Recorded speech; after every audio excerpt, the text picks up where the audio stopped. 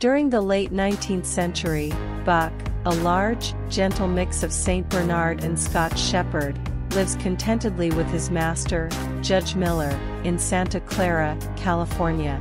One night, Buck is abducted and shipped to the Yukon aboard a freighter. During the voyage, a crew member beats him with a club to enforce discipline.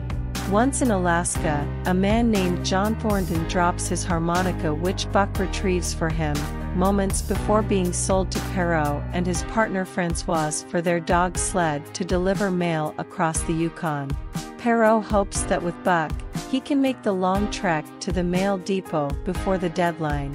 Buck is introduced to the other dogs, Dolly, Pike, Joe, Billy, Dub, Dave, and Solex, including the pack leader, a husky named Spitz. Buck gains the loyalty and trust of Perrault, Françoise, and the other sled dogs, after proving himself along the way. He rescues Françoise when she falls through the ice. All of this antagonizes Spitz. Buck begins experiencing ancestral visions of a black wolf that acts as his guide throughout their travels. One night, Buck catches and then releases a rabbit. Spitz kills it before attacking Buck to assert his dominance. Spitz seems to win, until the rest of the pack encourages Buck, who pins Spitz down, displacing him as pack leader. Spitz then disappears into the wild. Perrault grudgingly makes Buck the lead when no other dog can do it. Buck's speed and strength allow the sled to arrive with the mail on time.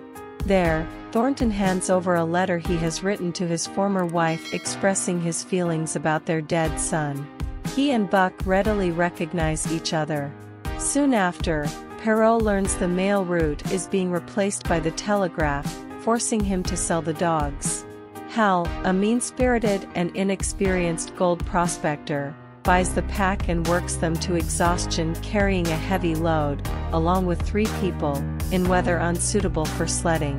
The exhausted dogs collapse before Hal can force them to cross an unstable frozen lake. When Buck is unable to move, Hal threatens to shoot him. Thornton appears and rescues Buck while Hal forces the other sled dogs to cross the lake. Under Thornton's care, Buck recovers. Later, at a saloon, Thornton is attacked by Hal, who reveals he is the only human survivor, and the dogs manage to run off, leaving him with nothing. Witnessing the scene, Buck attacks Hal, who is subsequently thrown out. Buck and Thornton then travel beyond the Yukon map where they can freely live in the wild. They come across an abandoned cabin in an open valley and settle in. Meanwhile, Hal relentlessly hunts them, from revenge and believing Thornton is hiding a source of gold. In the open wilderness, Thornton and Buck bond over their daily activities, primarily fishing and gold panning. Throughout their time together, Buck is drawn to a female white wolf. Saving another wolf, Buck goes between his domesticated life with Thornton and his place with the wolf pack that the female belongs to. After some time together, Thornton believes it is time to return home. Never wanting the gold from the start, Thornton throws it back into the river except for some grocery money, and tells Buck he is leaving in the morning, and to come and say goodbye. Buck heads into the forest and sleeps beside the white wolf.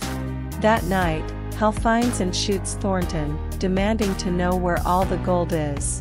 Thornton throws the grocery money at him, but it does not placate Hal. Buck returns and kills Hal by pushing him into the cabin, which is aflame and collapses.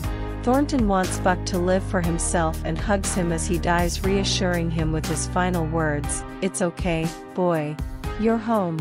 The next morning, Buck returns to the hills looking down on the burned-out cabin with sadness.